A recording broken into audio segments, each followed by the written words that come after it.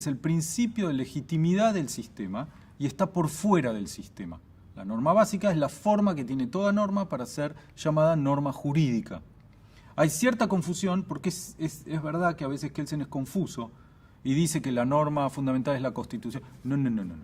El derecho tiene una forma piramidal, porque se parte de una norma, que en general es la Constitución. Hoy en día se dice también que son los tratados internacionales, pero en la época de Kelsen es la Constitución, y de ahí van surgiendo las demás. Ahora me voy a referir un poquito a eso. Pero la Constitución es la Constitución, la norma fundamental es la norma fundamental, la norma básica es la norma básica. Además de la validez de la norma individualmente considerada, hay un sistema general de normas que tiene que respetar una forma. La forma que debe respetar es que la norma inferior se deduzca de la superior. Así de fácil.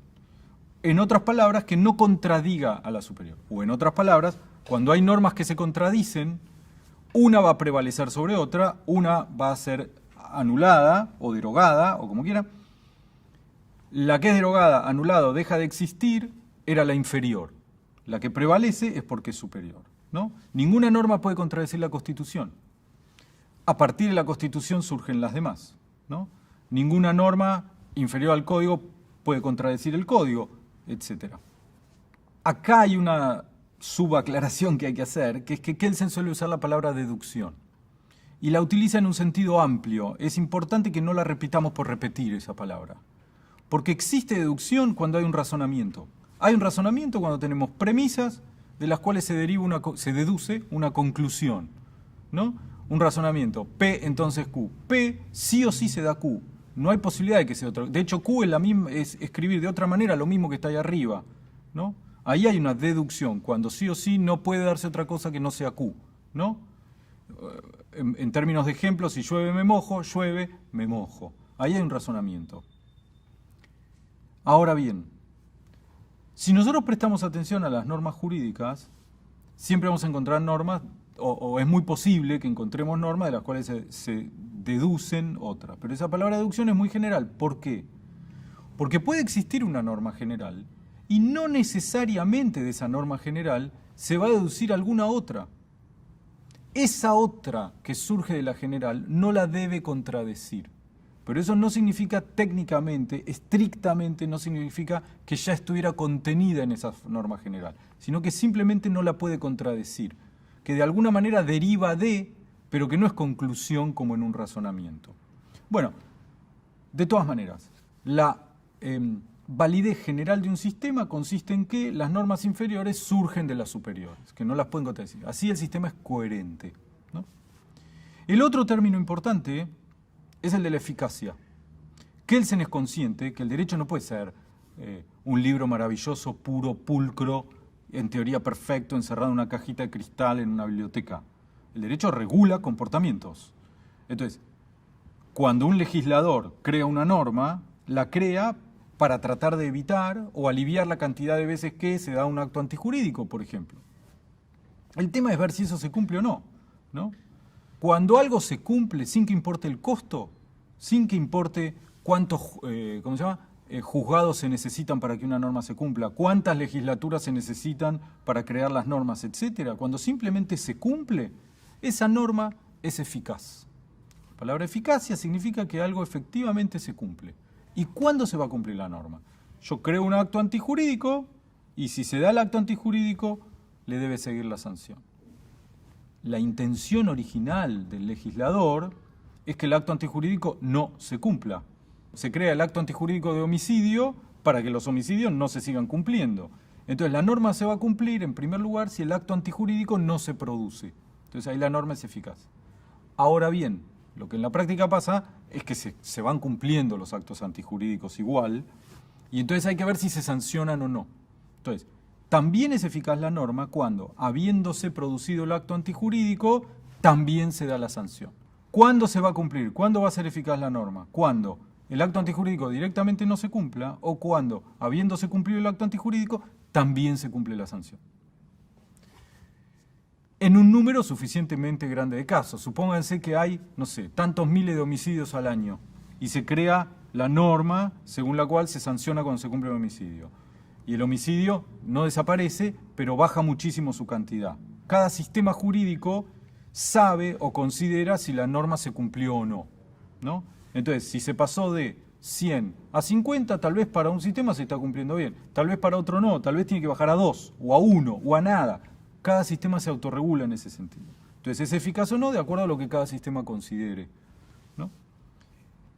También es importante ver qué pasa con el sistema en general. ¿Por qué? Porque en todo sistema jurídico hay normas que no son eficaces. En la Ciudad de Buenos Aires, ahora Ciudad Autónoma de Buenos Aires, hay un edicto que sostiene que está prohibido besarse en lugares públicos. Esa norma no se cumple. Sin embargo, tampoco se sanciona, ¿no?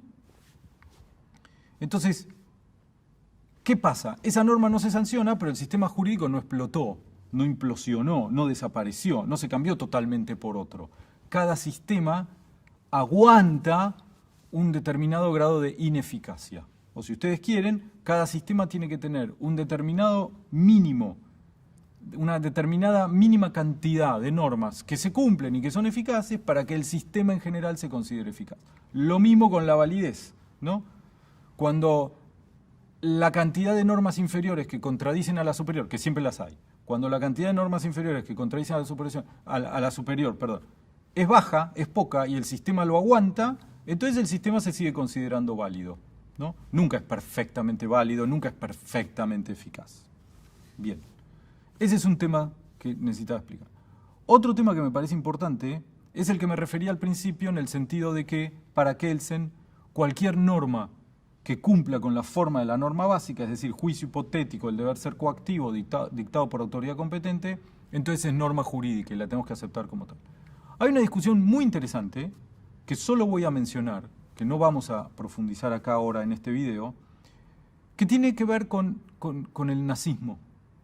¿Qué le pasa a Kelsen con el nazismo? El nazismo, entre otras cosas, fue un sistema jurídico y tenía sus normas. ¿Hay derecho ahí o no hay derecho ahí? ¿Qué es lo que pasa? Mucha doctrina dice, incluso Kelsen en varios textos lo dice, que ahí ya no hay derecho, que eso era, digámoslo así, con cierta libertad, salvajismo y a otra cosa. Pero hay una parte de la biblioteca que dice, Kelsen es el primero en decir que no le importan las cuestiones éticas cuando es jurista. Kelsen es el primero en decir, no me voy a meter con los contenidos. Entonces ahí hay derecho igual, ¿no? ¿Qué sé yo? Einstein decía que sus principios de la física y que también la química y también la aritmética y qué sé yo, construyeron la bomba atómica. Él no te va a decir, ahí no hay física. En todo caso te va a decir, ahí hay física utilizada para degradar al género humano, para generar destrucción, lo que quieras, pero no es que no hay física, ¿no? Es una discusión interesante, que yo solo quiero nombrar para que se sepa que está. Cada uno tomará la posición que le parezca mejor. Otro tema importante que quiero mencionar, lo nombré al pasar, pero es interesante y no tiene que quedar sin ser nombrado. Kelsen llama teoría pura del derecho a su texto, no solamente porque hay derecho donde hay derecho y lo otro será otra cosa, sino por un tema interesante de Kant. Kelsen hablaba de Kant.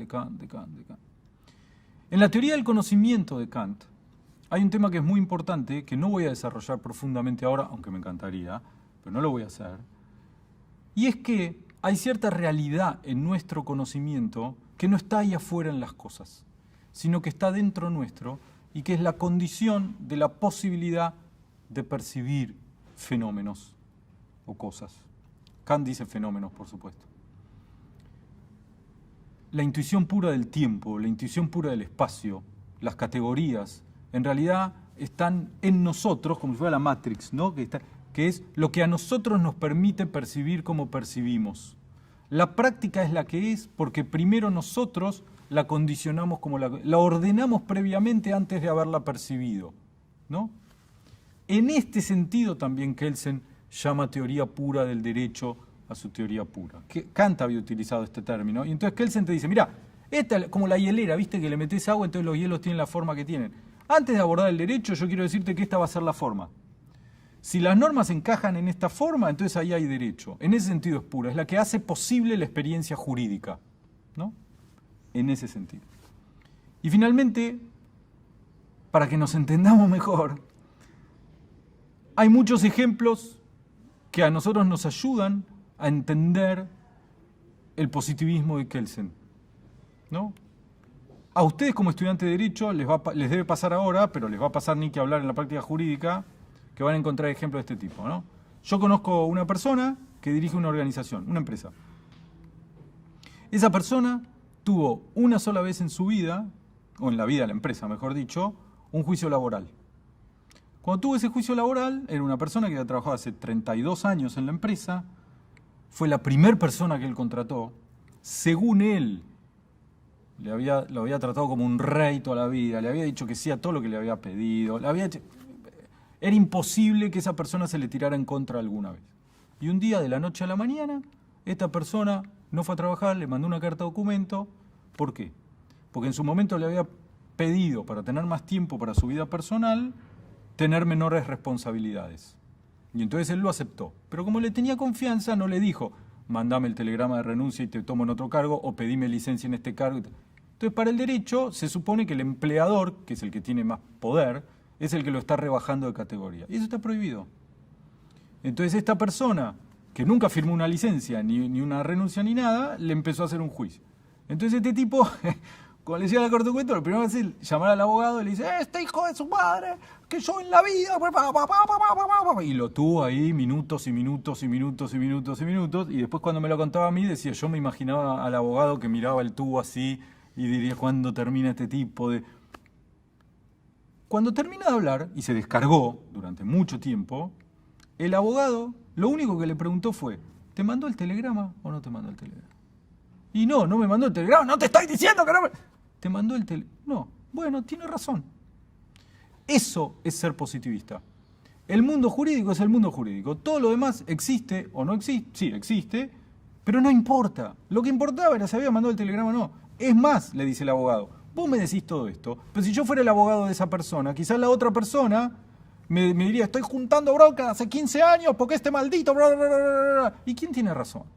Desde el punto de vista ético. ¿Qué sé yo quién tiene razón? Pero desde el punto de vista jurídico, que es lo que a mí como abogado tuyo me importa, te quiero decir que tiene razón, porque nunca te mandó el telegrama en cuestión. Eso es ser positivista. Donde hay derecho, hay derecho.